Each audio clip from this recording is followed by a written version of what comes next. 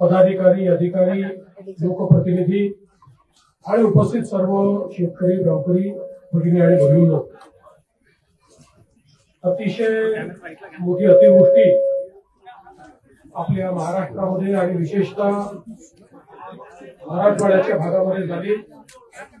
लातूर जिल्हा असेल, धाराशिव जिल्हा असेल, बीड जिल्हा असेल, या ठिकाणी अक्षरशः ढगफुटी सदृश पाऊस झाला आणि त्यामुळे विशेषतः आपल्या नद्यांना पूर आला।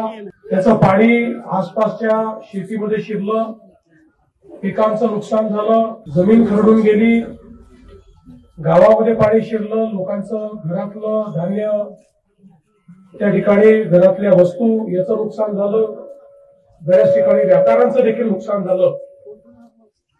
आणि म्हणूनच आज या ठिकाणी मी आलो आहे। खरं म्हणजे यापूर्वी याच गावामध्ये मी 7 वर्षापूर्वी जलयुक्त शिवारचं काम बघण्याकरता आलो होतो आणि अतिशय चांगलं काम जलयुक्त शिवारचं आपण केलं होतं। त्यावेळी खरं म्हणजे आपल्याला पाणी मिळावं म्हणून आपण काम केलं होतं, पण आता पाणी इतकं अधिक झालंय की यावेळी त्याच्यामुळे मोठं नुकसान आपलं झालंय। आणि म्हणून शासन म्हणून मी आपल्याला या निमित्ताने आश्वस्त करतो की सगळे निकष बाजूला ठेवून आम्ही सर्व शेतकऱ्यांना सरसकट मदत करणार आहोत आणि जेवढी वाढीव मदत आम्हाला करता येईल ती करण्याचा आमचा प्रयत्न असेल।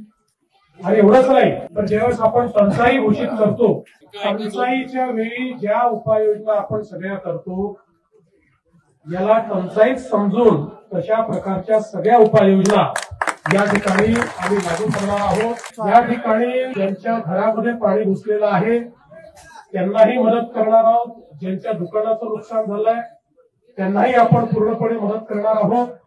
आणि केवळ या ठिकाणी आपली घोषणा नाही तर कालच पहिला हप्ता 2300 कोटी रुपयाचा आपण रिलीज देखील केलेला आहे। आणि आता जशी नुकसानीची सगळी पाहणी आपल्यापर्यंत पोहोचेल त्यावेळी जी काही अधिकची सगळी मदत आहे ही सगळी मदत आपण करणार आहोत।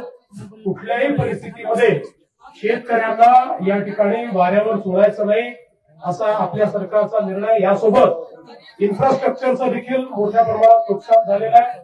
विशेषतः या गावची जी मागणी आहे की 2 गावांना जोडणारा आपल्याला जो पूल या ठिकाणी करायचा आहे, मी आजच घोषणा करतो की या पुलाला आम्ही मान्यता देऊ, या ठिकाणी येणाऱ्या रस्त्याला देखील आम्ही मान्यता देऊ, तो रस्ता देखील जो आहे त्यालाही आम्ही मान्यता देऊ आणि सगळ्या पद्धतीनं हे जे काही इन्फ्रास्ट्रक्चरचं काम आहे हे काम देखील या ठिकाणी आम्ही पूर्ण करू। त्यामुळे कोणालाही चिंता करण्याची आवश्यकता नाही आहे। सरकार 100% तुमच्या पाठीशी उभं आहे। सरकार योग्य अशा प्रकारची भूमिका यामध्ये घेईल आणि ज्या काही मागण्या समोर आलेल्या आहेत त्या मागण्या निश्चितपणे आपण पूर्ण करू। मला अनेक गावांमध्ये या ठिकाणी पाहणी करायला जायचं आहे, त्यामुळे मी अधिक आपला वेळ घेणार नाही आणि जरूर ही सगळी जी काही आपली परिस्थिती आहे त्या परिस्थिती अनुरूप या ठिकाणी निर्णय घेतला जाईल हा विश्वास मी आपल्याला देतो। धन्यवाद।